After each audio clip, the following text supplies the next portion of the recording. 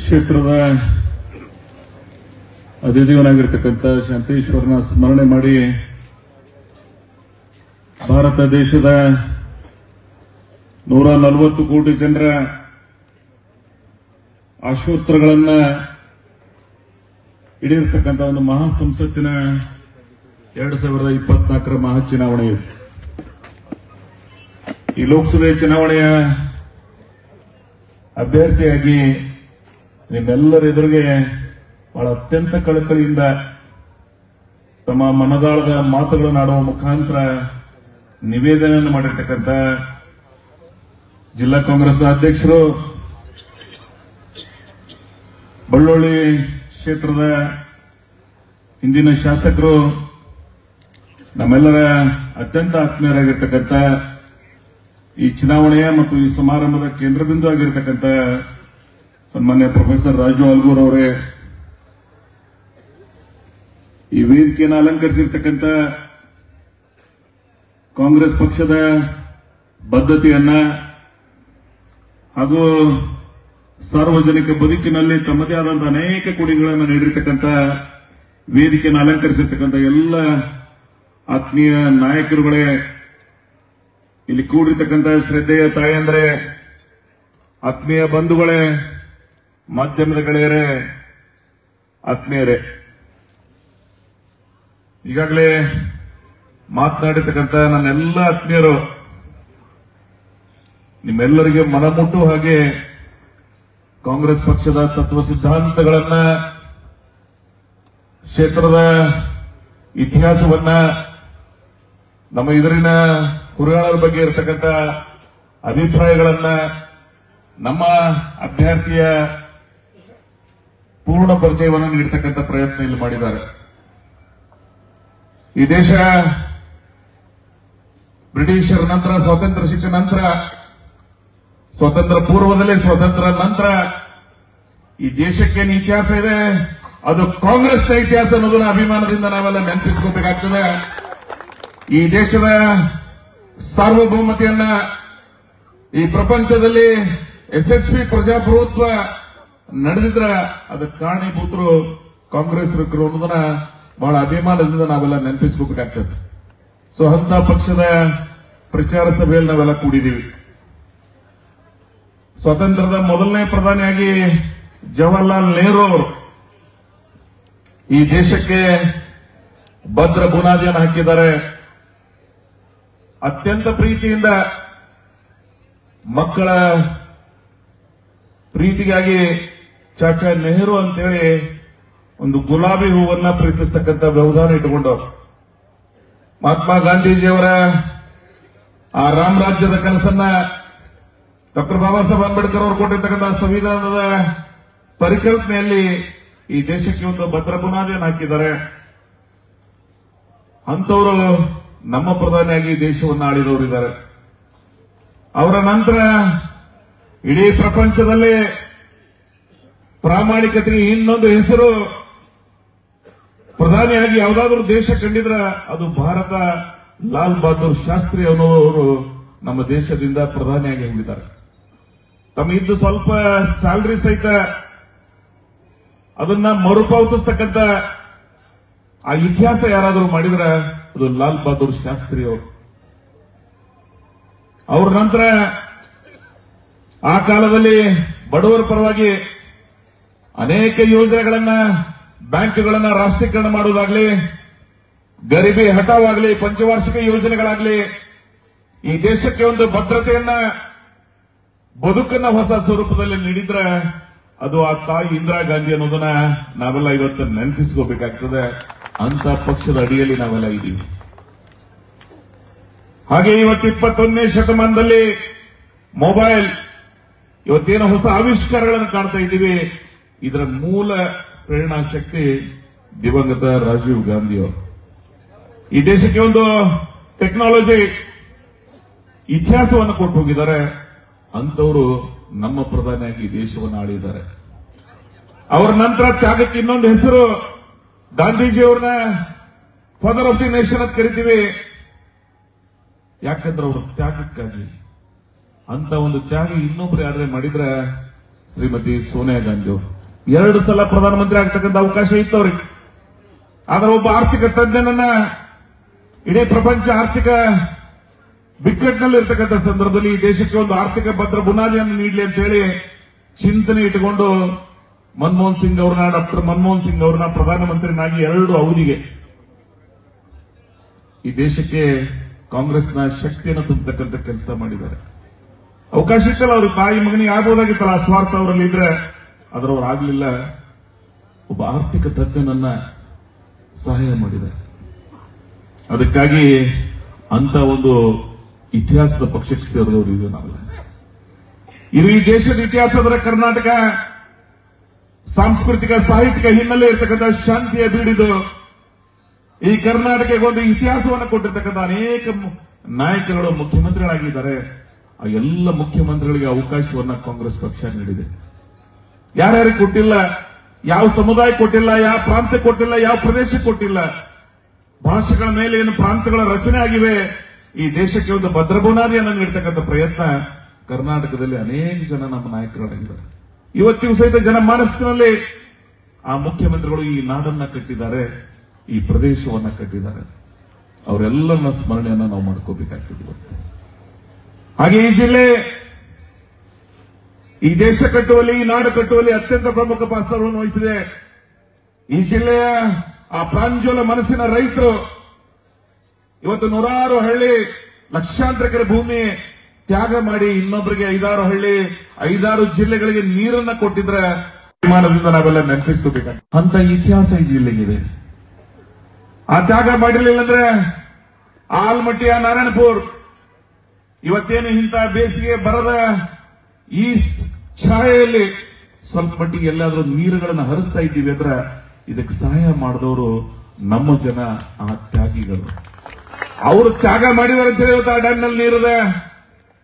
ಅದಕ್ಕಾಗಿ ಇವತ್ತೆಲ್ಲಾದ್ರೂ ಒಂದು ಸ್ವಲ್ಪ ಕುಡಿಯುವ ನೀರಿಗಾಗಿ ಬೇರೆ ಬೇರೆ ಅನುಕೂಲಕ್ಕೆ ನಾವು ಒದಗಿಸ್ತಾ ಇದ್ದೀವಿ ಅಂದ್ರೆ ಅದು ಅವರ ಕೊಟ್ಟಿರ್ತಕ್ಕಂಥ ಅನನ್ಯ ಕೊಡುಗೆ. ಇದು ಈ ಜಿಲ್ಲೆಯ ಇತಿಹಾಸ. ನಮ್ಮ ತಾಲೂಕಂತರೂ ಅತ್ಯಂತ ಗಂಡುಮೆಟ್ಟಿನ ಈ ಪ್ರದೇಶದ ಅನೇಕರು ತಮ್ಮದೇ ಆದಂತಹ ಅನನ್ಯ ಕೊಡುಗೆಯನ್ನ ಸಾಹಿತ್ಯದಲ್ಲಿ, ಧಾರ್ಮಿಕದಲ್ಲಿ, ಅನೇಕ ರಂಗದಲ್ಲಿ ಸ್ವತಂತ್ರ ಪೂರ್ವ ಮತ್ತು ಸ್ವತಂತ್ರದ ನಂತರ ಇತಿಹಾಸಕ್ಕೆ ಸೇರಿದವರು ಈ ಭಾಗದಲ್ಲಿ ಆಗಿ ಹೋಗಿದ್ದಾರೆ. ಅವರೆಲ್ಲರನ್ನ ಸ್ಮರಣೆ ಮಾಡಿ ಇವತ್ತು ಈ ಚುನಾವಣೆ ಬಿಜಾಪುರ ಲೋಕಸಭಾ ಕ್ಷೇತ್ರ ಇಡೀ ದೇಶದ ಜನ ಒಂದು ಭದ್ರ ಬುನಾದಿಯನ್ನು ಹಾಕ್ತಕ್ಕಂಥ ಸರ್ಕಾರ ರಚನೆ ಮಾಡ್ತಾ ಇದ್ದಾರೆ. ಅದರಲ್ಲಿ ವಿಶೇಷವಾಗಿ ಕರ್ನಾಟಕ ಬಹುತೇಕ ಭಾರತ ದೇಶದಲ್ಲಿ ಒಬ್ಬ ಬದ್ಧತೆಯ ನಾಯಕ. ಜನರ ಮುಂದೆ ಏನು ಮಾತನ್ನ ಕೊಟ್ಟಿರ್ತೀವಿ ಆ ಮಾತುಗಳನ್ನು ಈಡೇರಿಸತಕ್ಕಂಥ ಒಂದು ಪ್ರಬುದ್ಧ ರಾಜಕಾರಣ, ಆರ್ಥಿಕ ಅನುಭವ, ಆರ್ಥಿಕ ತಜ್ಞ ಅಂದ್ರೂ ತಪ್ಪಾಗ್ಲಿಕ್ಕಿಲ್ಲ. ಸನ್ಮಾನ್ಯ ಸಿದ್ದರಾಮಯ್ಯನವರು 15 ಬಜೆಟ್ಗಳನ್ನು ಮಂಡನೆ ಮಾಡಿದ್ದಾರೆ. ಈ ರಾಜ್ಯದ ಸರ್ವಾಂಗೀಣ ಅಭಿವೃದ್ಧಿಗಾಗಿ ತಮ್ಮ ಅನನ್ಯವಾದಂತಹ ಅನುಭವವನ್ನ ಧಾರೆ ಎರೆದಿದ್ದಾರೆ. 2013ರಿಂದ 2018ರವರೆಗೆ ಅವರು ಕೊಟ್ಟಿರ್ತಕ್ಕಂಥ ಅವಧಿ ಅದು ಸುವರ್ಣಾಕ್ಷರಗಳಿಂದ ಬರೆದಿರತಕ್ಕಂಥ ಅವಧಿ. ಅದು ಈ ನಾಡಿಗೆ ಲಕ್ಷಾಂತರ ಕೋಟಿಗಳನ್ನ ಈ ರಾಜ್ಯದಲ್ಲಿ ಅಭಿವೃದ್ಧಿಯನ್ನು ಮಾಡಿದ್ದಾರೆ. ನಮ್ಮ ಪ್ರದೇಶಕ್ಕಂತರೂ ನಾವು ಎಲ್ಲಿವರೆಗೆ ಅವೆಲ್ಲವನ್ನ ಕಾಣ್ತೀವಿ ಅವರ ರೂಪದಲ್ಲಿ ಕಾಣಬೇಕಾಗ್ತದೆ ನಾವೆಲ್ಲ. ಅಂತ ಒಬ್ಬ ಬದ್ಧತೆಯ ನಾಯಕ ಯಾವ ಪ್ರದೇಶದಲ್ಲಿ ಏನು ಮಾಡಬೇಕಾಗಿದೆ ಆ ಪ್ರದೇಶಕ್ಕೆ ವಿರೋಧ ಪಕ್ಷದ ನಾಯಕರಿದ್ದಾಗಲೂ ಸಹಿತ ಇಲ್ಲಿ ಬಂದು ನಮಗೆ ಸಹಾಯ ಮಾಡಿದಾರ. ಅಧಿಕಾರಕ್ಕೆ ಬಂದಾಗ ಒಬ್ಬ ಪರಿಹಾರ ಕೊಡ್ತಕ್ಕಂಥ ಪ್ರಯತ್ನ ಮಾಡಿದ್ದಾರೆ. ರಮಣ ಪೂಜಾರಿ ಅವರು ಊರು ಇಲ್ಲೇ ಬಾಬಸೋಕರದವರ ಯಾರೇ ಮುಖ್ಯಮಂತ್ರಿ ಟ್ಯಾಂಕರ್ ನೋಡಕ್ ಬಂದಾರ ಯಾವ ಊರಿಗೆ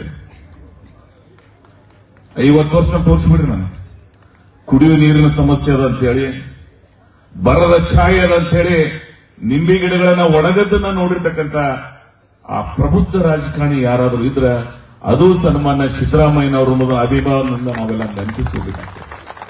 ಒಬ್ಬ ನಾಯಕನನ್ನ ಅಧಿಕಾರದಿಂದ ಅಲತೆಗಳು ಮಾಡಲಿಕ್ಕೆ ಸಾಧ್ಯ ಇಲ್ಲ. ಜನಸಾಮಾನ್ಯರ ನೋವುಗಳನ್ನ, ಆ ನಲಿವುಗಳನ್ನ ಅದಕ್ಕೆ ಪರಿಹಾರ ಕೊಡ್ತಕ್ಕಂಥ ಚಿಂತನೆಯನ್ನ, ಆ ಸೂಕ್ಷ್ಮತೆಯನ್ನ ಅರ್ಥಂತವ್ರಿಗೆ ನಾವು ನಾಯಕರಂತ ಕರಿತೀವಿ. ಅದಕ್ಕಾಗಿ ನಮ್ಮ ನಾಯಕ ಸನ್ಮಾನ್ಯ ಸಿದ್ದರಾಮಯ್ಯ ಅಂತ ಕರಿತೀವಿ. ಆ ತಾಯಿ ಹೃದಯ, ಆ ಚಿಂತನೆಯ, ಆ ಪರಿಪಕ್ವ ಚಿಂತನೆ ಇರ್ತಕ್ಕಂಥವ್ರಿಗಾಗಿ ನಾವೆಲ್ಲ ಅವ್ರನ್ನ ಸ್ಮರಿಸ್ಬೋತಾ ಇದ್ದೀವಿ.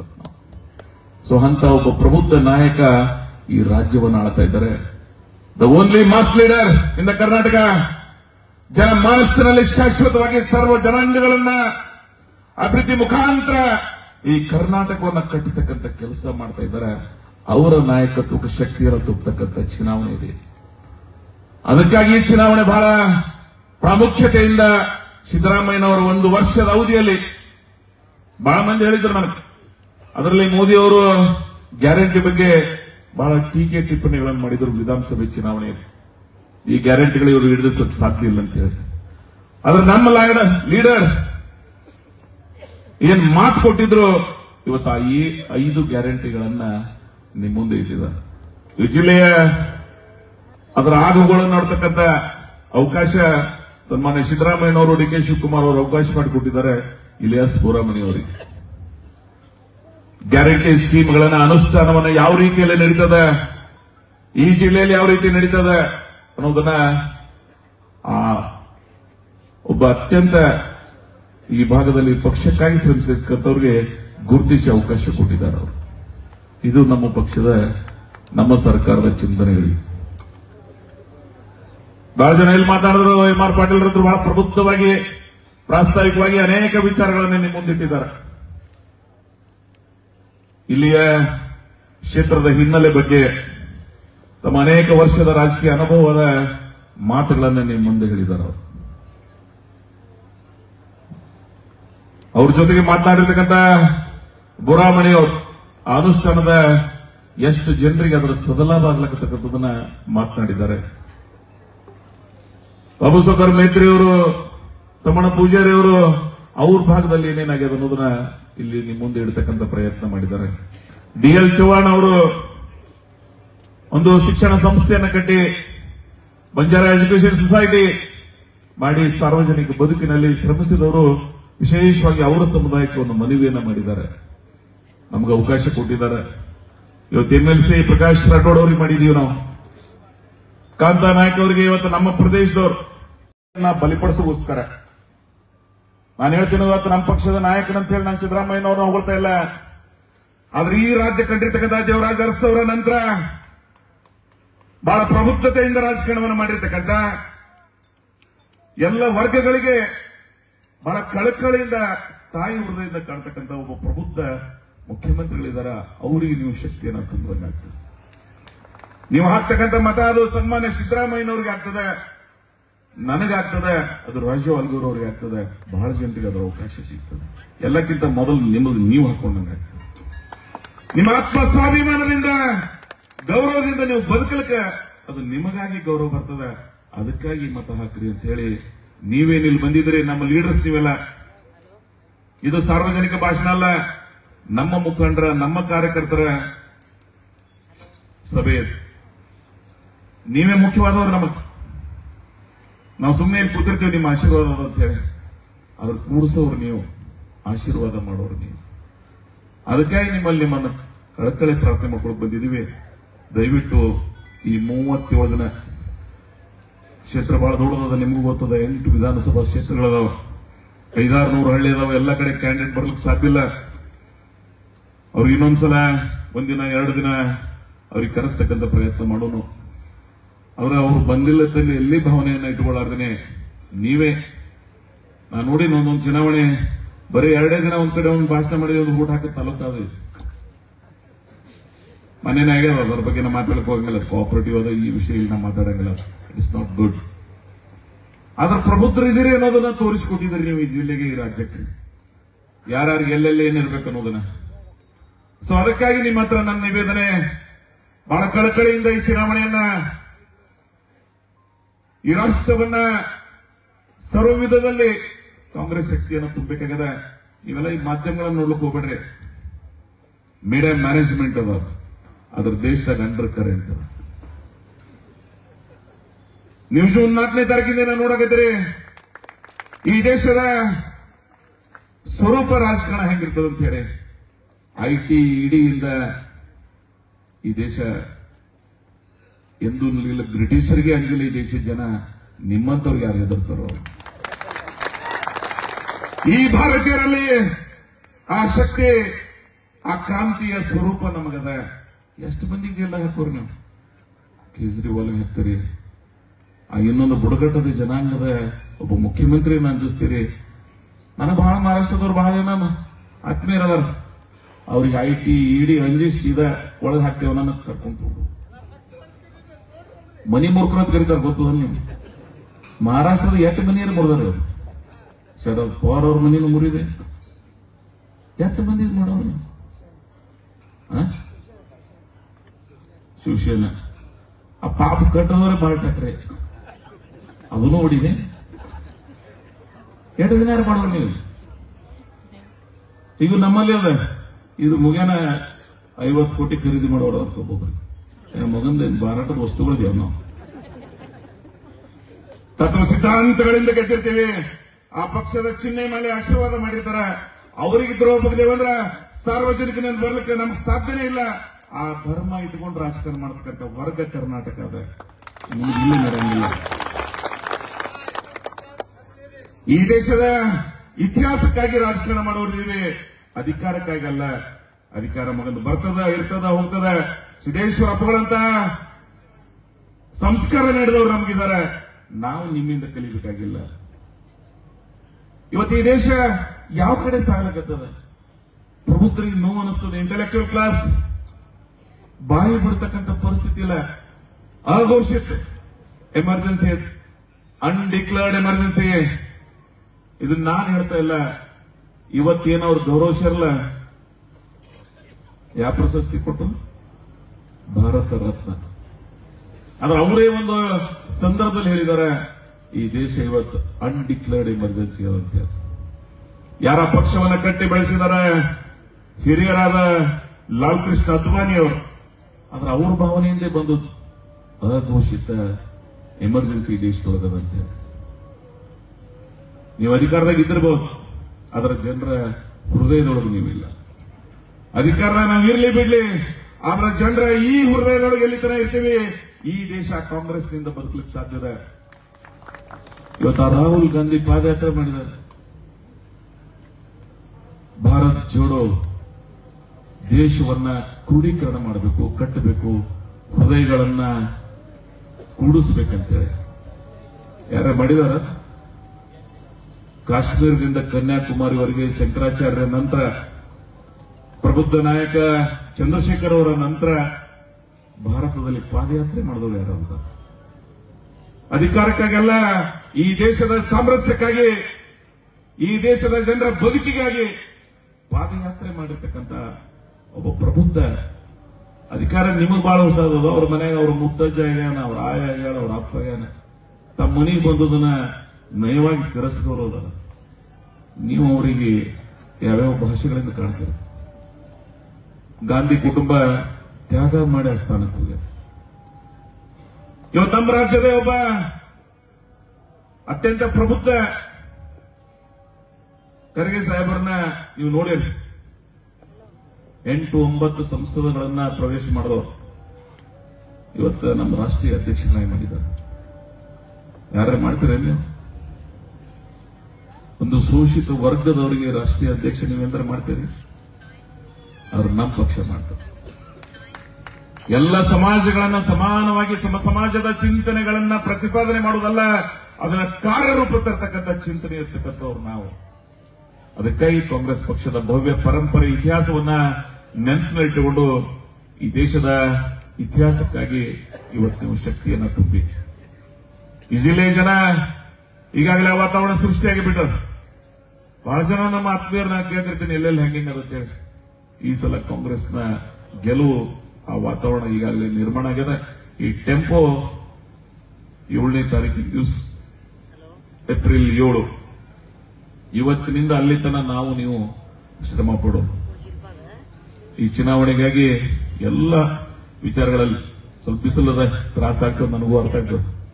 ಆದ್ರೆ ನಮ್ಗಿಂತ ಬಿಸಿಲು ರಾಜಸ್ಥಾನದಾಗಿಲ್ಲ, ದಿಲ್ಲಾಗಿಲ್ಲ, ಹೊರಟದ್ದು ಇಲ್ಲ. ನಾವು ಆದ್ರೆ ಈ ದೇಶಕ್ಕಾಗಿ, ದೇಶದ ಭವಿಷ್ಯಕ್ಕಾಗಿ ರಾಜೀವ್ ಅಲ್ಗೂರ್ ಅವರಿಗೆ, ಒಬ್ಬ ಪ್ರೊಫೆಸರ್, ಇಂಗ್ಲಿಷ್ ಪಾರ್ಲಿಮೆಂಟ್ ಹೋಗ್ಬೇಕಾದ್ರೆ ಭಾಷೆಗಳ ಮೇಲೆ ಪ್ರಭುತ್ವ ಇರಬೇಕಾಗ್ತದೆ.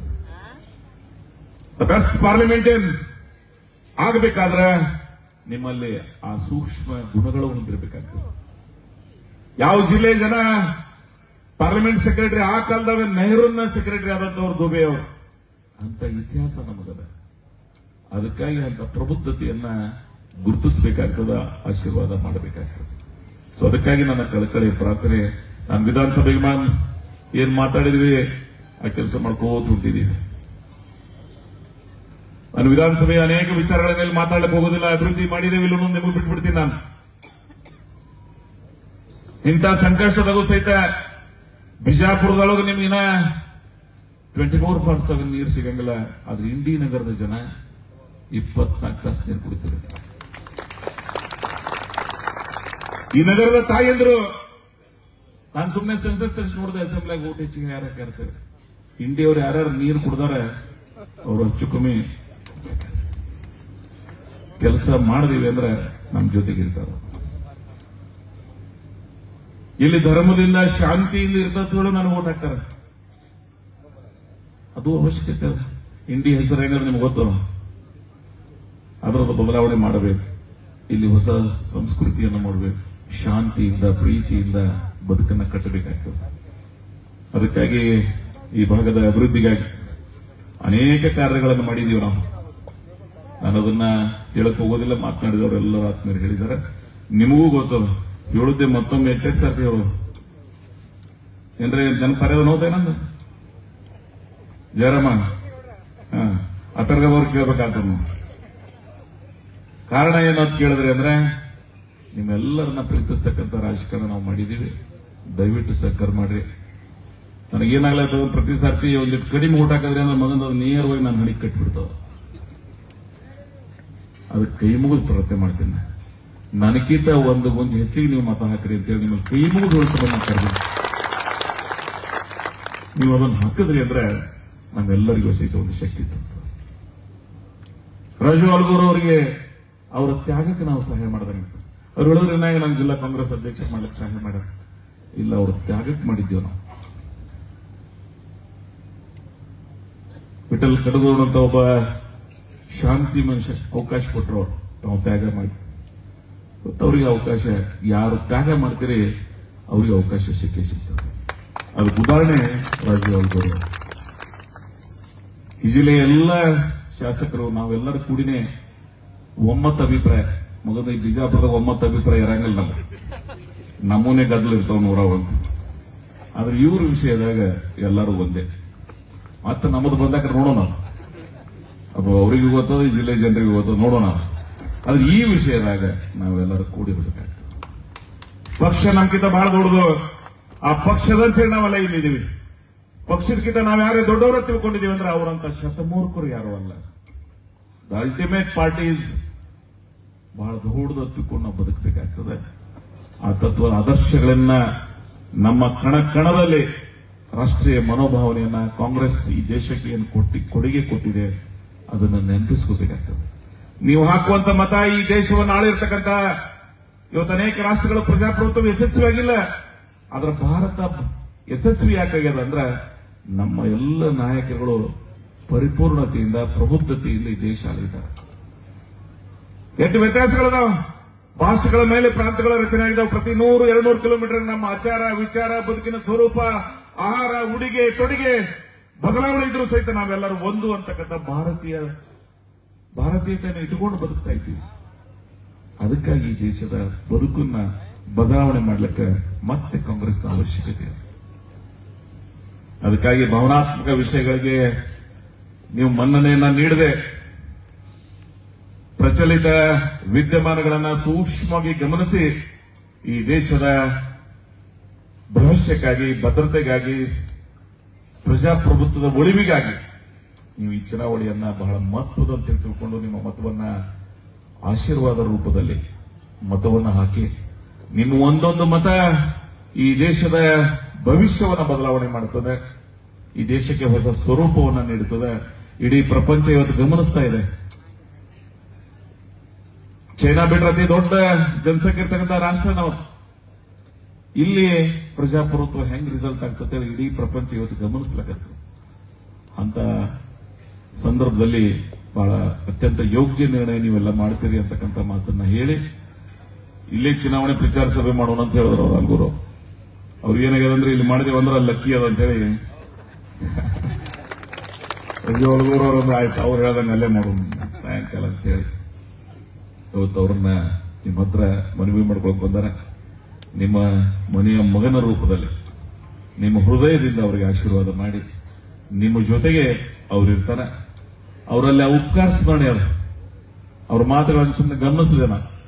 ಯಾವ ಮನುಷ್ಯನಿಗೆ ಉಪಕಾರ ಸ್ಮರಣೆ ಇರ್ತದೆ ಅವನ ಜೀವನದೊಳಗೆ ದೊಡ್ಡ ಸಾಧನೆಯನ್ನು ಮಾಡ್ತಾನೆ. ಅದು ನಮ್ಮ ಪೂರ್ವಾಜರು ಕೊಟ್ಟಿರ್ತಕ್ಕಂಥ ಸಂಸ್ಕಾರ ಅದು ನಮ್ಮ. ಸೊ ಅದಕ್ಕಾಗಿ ನಿಮ್ಮಲ್ಲಿ ನನ್ನ ಕಳಕಳಿಯ ಪ್ರಾರ್ಥನೆ, ಈ ಪ್ರಬುದ್ಧ ಮತಕ್ಷೇತ್ರ ನಿಮ್ದಾಗ್ಯದ.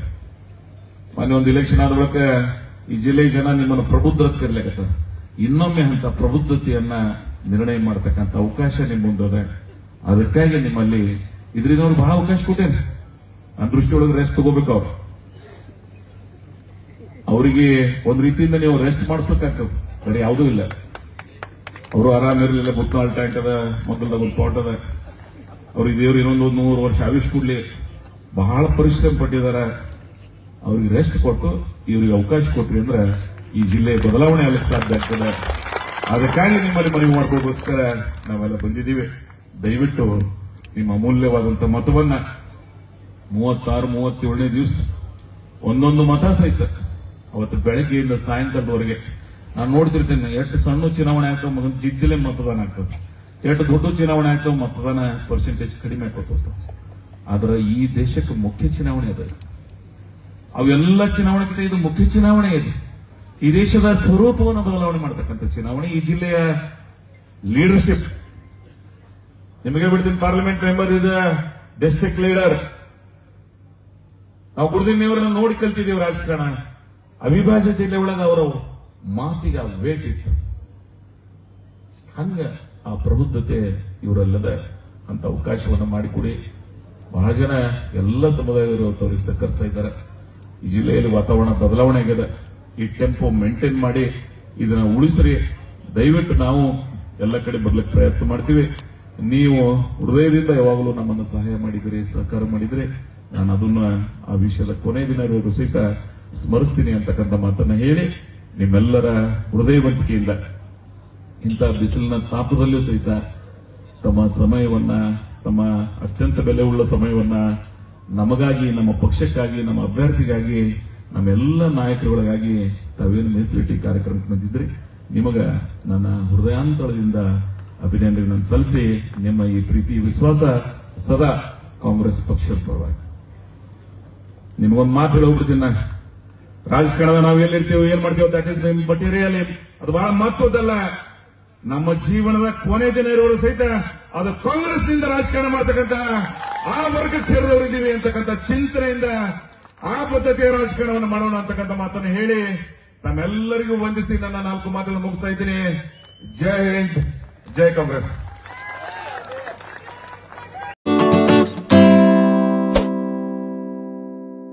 शहर इंडी के मस्जिद बिलाल के सामने रेलवे स्टेशन रोड पर मौजूद फैमिली अड्डा चाइनीज और जूसेस सेंटर, जहां पर आपको एक से बढ़कर एक चाइनीज फूड, जूसेस, आइसक्रीम मिलेंगे और फूड का टेस्ट इतना लजीज है कि आप खुश हो जाएंगे।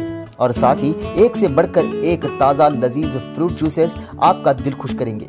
और फैमिली अड्डा को इस तरह सजाया गया है कि आपका दिल बाग बाग हो जाएगा। आप अपनी फैमिली के साथ आकर खूबसूरत तरीके से बनाए गए फैमिली सेक्शन में बैठकर चाइनीज फूड, जूसेस, आइसक्रीम का मजा ले सकते हैं। और साथ ही आपको हर फ्लेवर के आइसक्रीम भी यहाँ मिलेंगे। तो देर किस बात की, आप लजीज खाने के शौकीन हैं और फ्रूट जूसेस और आइसक्रीम आपको पसंद है तो फैमिली अड्डा आपका इंतजार कर रहा है।